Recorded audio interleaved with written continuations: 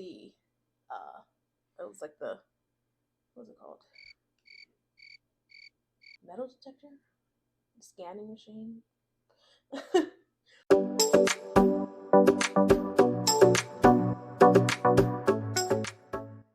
Hi guys, welcome back to my channel. If you're new here, welcome. Here is a place that we advocate for disability inclusion and spread awareness to make the world just a little bit brighter. My name is Chanel, and today I am wearing a kind of lilac-ish purple top, and there's a little bit of tie-dye at the bottom, some black tie-dye at the bottom, and I am here. The background is my room. Thank you guys so much for joining and coming along this video.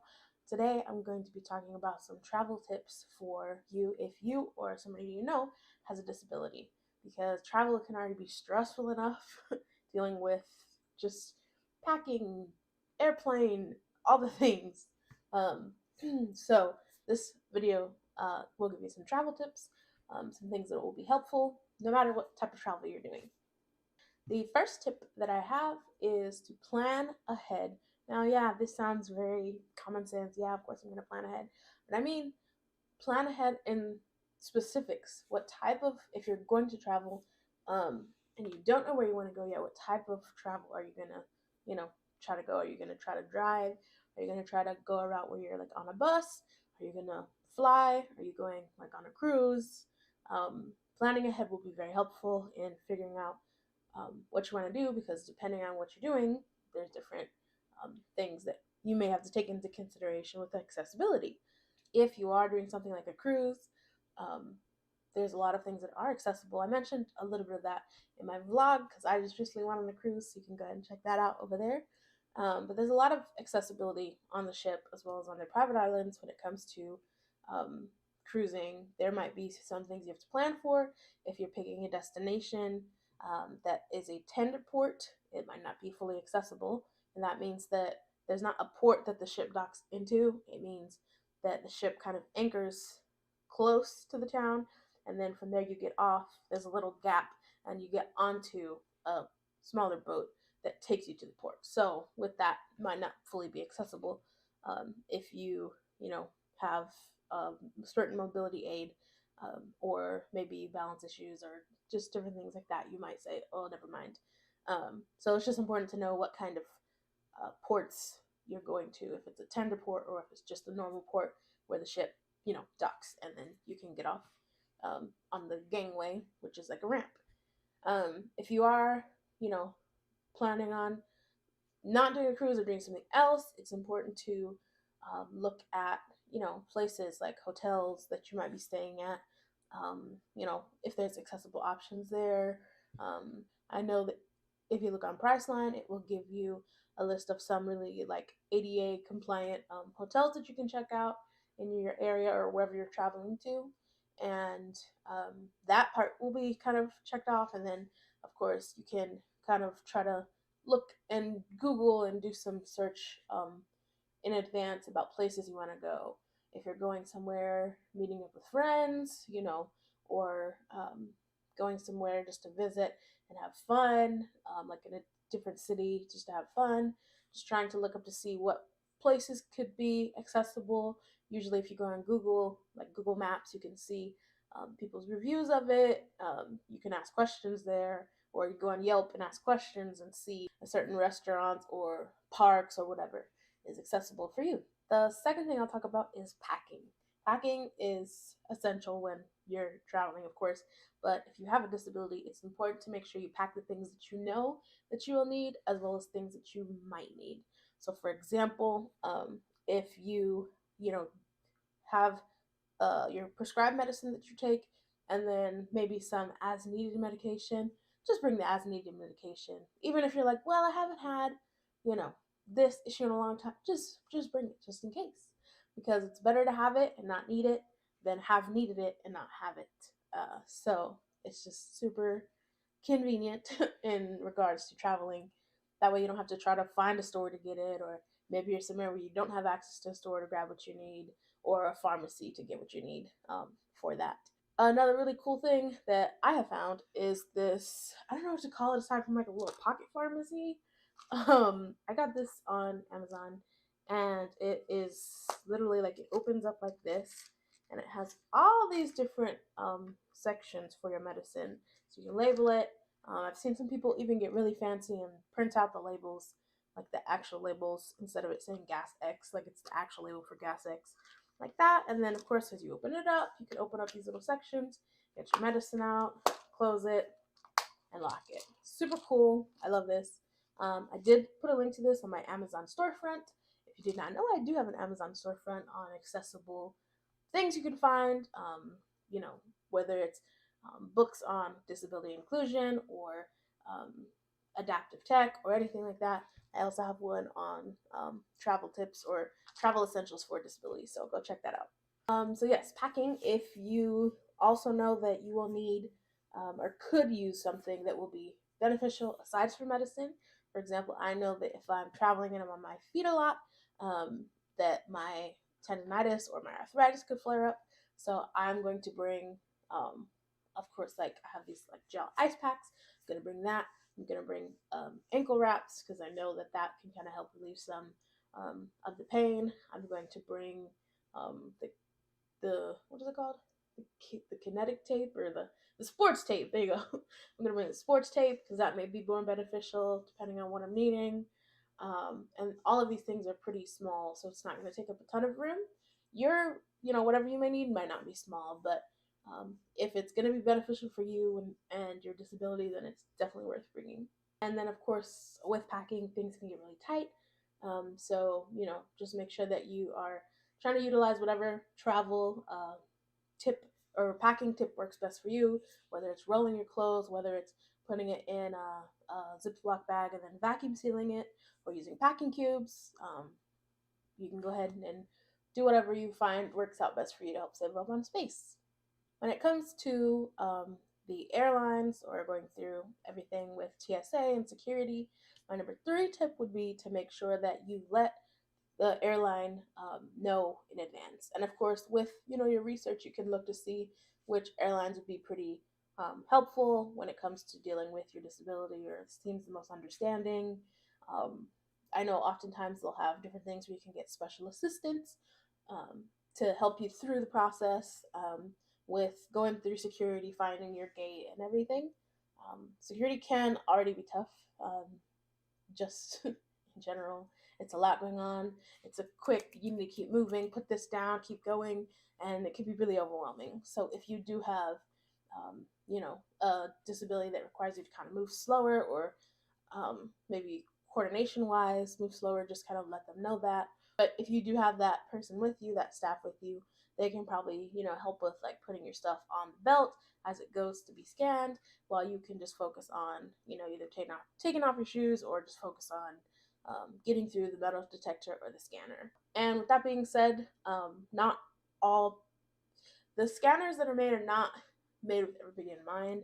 So, for example, if you are somebody that is in a wheelchair or is using another type of mobility aid that's a little, I wouldn't say bulkier, but larger than what the machine requires, the thing you have to slide in and put your arms up, then of course they will do like a manual pat down for you.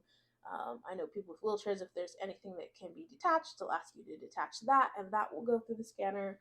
And then they'll also just kind of test out the things like your seat cushions and stuff like that, because the scanner was not made with the size of a wheelchair in mind to get in that machine that, I don't know what it's called. The machine you put your arms up and it does the woo and it scans you.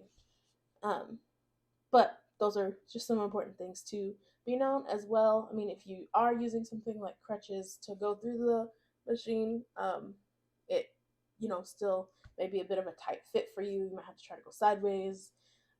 So it's definitely something to keep in mind. And don't feel rushed. I know that they will try to rush you and say, keep moving, do this, da da da. But don't sit there and rush yourself and then hurt yourself before you even start the trip just because somebody said go. If they really want to, yell at you and say, you need to keep moving, man, da da da, you just say, I just need additional time, something. It should be something that's understood once you say that. When it comes to boarding, which is like my number four tip, something that I personally utilize as well is priority boarding. You can go, usually, number one, I get to the airport early because I don't want to rush. I don't like rushing. It's just better for me to go where I need to go, find my gate, and sit there. And usually I'm there before the person that kind of gives the announcements that you know, will be boarding soon.